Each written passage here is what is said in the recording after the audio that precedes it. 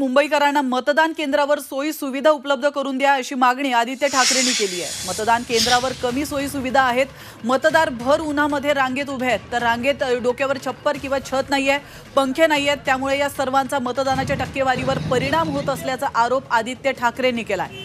तर रांगेमध्ये उभ्या असलेल्या मतदारांना मदत करण्याचं आवाहन आदित्य ठाकरेंनी केलं।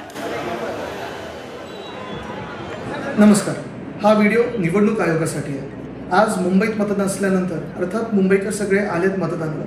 आपण पाहतोय सकाळी 7:30 पासून रांग लावून अनेक मुंबईकर तासोनतास रांगेत उभे आहेत मतदानासाठी।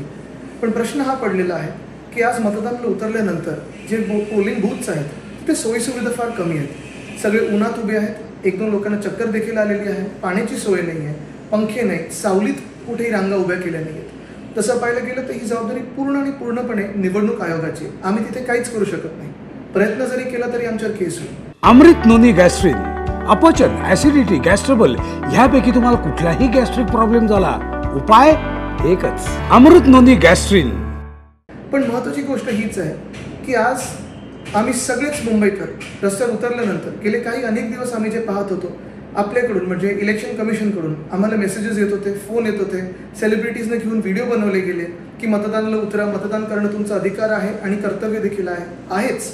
पण आम्ही मतदान करत असताना अनेक ठिकाणी अनेक पोलिंग बूथ्सवर मतदानाचा टक्का खूप कमी होत आहे, कारण लोक रांगेत उभे आहेत। काही ठिकाणी घड्याळ घालायचं की नाही घालायचं, फोन आत न्यायचं की नाही न्यायचं, हे सगळे गोंधळ शेवटच्या मिनिटाला आता येत आहेत। मी निवडणूक आयोगाला हीच विनंती करीन की मतदान नीट झालं पाहिजे, स्मूथ झालं पाहिजे, यासाठी काही तास राहिलेले जातात। आपण कृपया करून मुंबईकरांची मदत करावी, मतदानांची मदत करावी, कुठेही ते असेल। उष्णता वाढत चाललेली आहे, मतदानाचा टक्का देखील वाढेल। पण आज जे मुंबईकर रांगेत उभे आहेत त्यांना तुम्ही मदत करा, कारण आपल्या सर्वांनाच मतदानाची गरज आहे, तो आपला अधिकार आहे आणि हक्क आहे।